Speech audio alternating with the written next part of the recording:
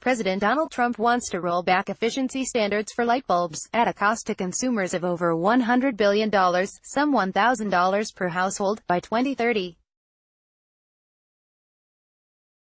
The Department of Energy, DOE, announced in the Federal Register that it has started a process to undo those standards, despite projections that they will prevent the release of 540 million tons of greenhouse gases and hundreds of thousands of tons of the pollutants that worsen asthma, cardiopulmonary disease, and premature death. So, in the annals of Trump's blank-haired pursuit of undoing everything President Barack Obama did, no matter how basic or common sense, this move ranks near the top. The original DOE lighting standards were part of the Energy Independence and Security Act of 2007. They did not ban incandescent light bulbs, but instead encouraged innovation by requiring manufacturers to increase efficiency by 27% through 2014.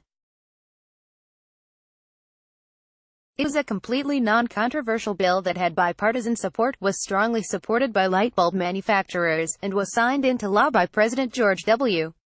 Bush. But after Obama was elected and Republicans regained control of Congress, GOP leadership immediately went to work to undo the standards, continuing their long-standing opposition to federal energy-saving rules.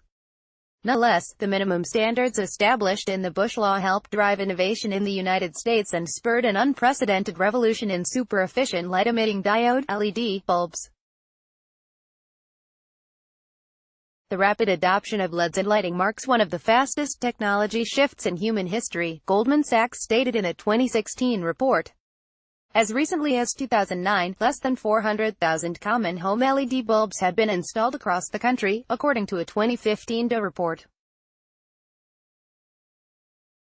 And yet by 2012, 14 million LED bulbs had been installed in American homes.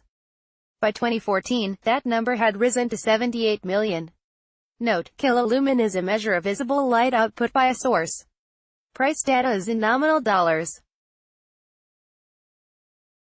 Via DOE, this revolution has been driven by sharp cost reductions and performance improvements, relatively short replacement cycles for incumbent technologies, and aggressive policy support, including bans on incandescent technology in major markets such as the US, the EU, and China, as Goldman Sachs detailed in a 2015 report. From 2008 to 2014, prices for LED light bulbs dropped a remarkable 90%, and they have kept dropping. You can now buy a 60-watt equivalent soft white LED bulb with a 10-year lifetime for a mere $1. With the initial price dropping sharply while the ultra-low life cycle costs also keep dropping, you end up with a revolution. Global LED penetration. Credit: Goldman Sachs, Statista. Before leaving office, the Obama Energy Department added one rule to build on this success. Whereas the original rule focused on the most widely used home lighting, starting in 2020, the new rule would apply the standard to bulbs for recessed lighting, candelabras, heavy-duty fixtures, and others. These more expansive standards are what Trump is seeking to repeal.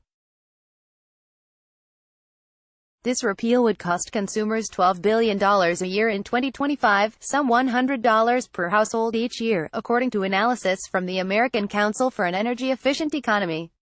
It would mean a stunning 540 million extra tons of greenhouse gases released into the atmosphere by 2030, according to research from Lawrence Berkeley National Laboratory. The market has already spoken, and LEDs have won around the world. Trump cannot stop the global tide of innovation, but he can slow the penetration of efficient lighting in this country, at an enormous cost to the pocketbooks and health of consumers.